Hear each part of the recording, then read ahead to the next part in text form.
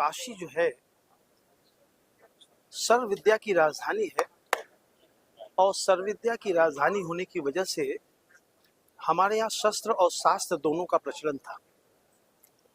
जब देश और राष्ट्र पर संकट उत्पन्न होता है तो हमारे यहाँ के लोगों ने शस्त्र भी धारण किया है, जिसमें बाबू जगत सिंह का नाम बड़ी श्रद्धा से लिया जा सकता है।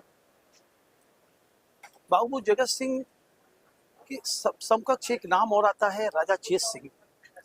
तो राजा चेत सिंह ने अपने ज़माने में एक बहुत बड़े विद्रोह का सामना किया था और मैं समझता हूँ कि उसी के साथ साथ जब वहाँ जगतगंज का जो इलाका था स्वामी बाग के अत्यंत करीब था, तो एक रहस्य निश्चित रूप से इतिहास के समक्ष आएगा कि क्या उस युद्ध में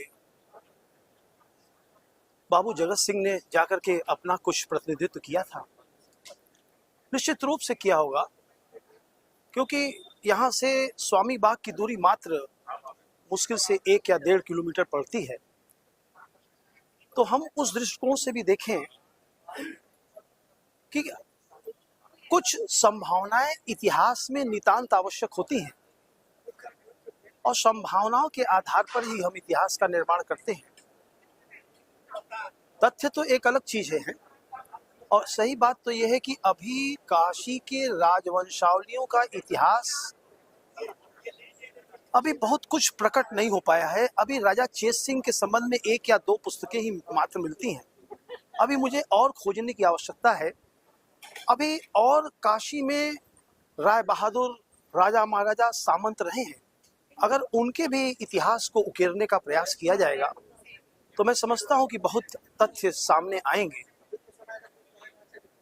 उसके बाद हम लोग एक निष्कर्ष पर पहुंचे, क्योंकि मैं नहीं कह चाहता है कि आधुनिक भारत के समकक्ष जो इतिहास लिखे जाए उसमें बहुत परिवर्तन किए जाने की गुंजाइश बहुत कम होनी चाहिए।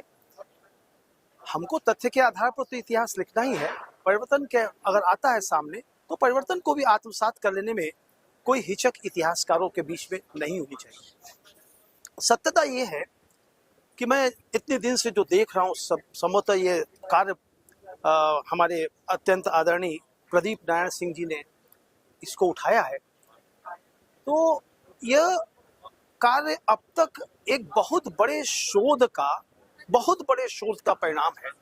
तो और मैं ये अपनी तरफ से कह सकता हूं उनके लगातार सतत प्रयत्नों को देख करके, क्योंकि काशी की मोहर के बिना कोई भी शोध प्रमाणित नहीं होता है।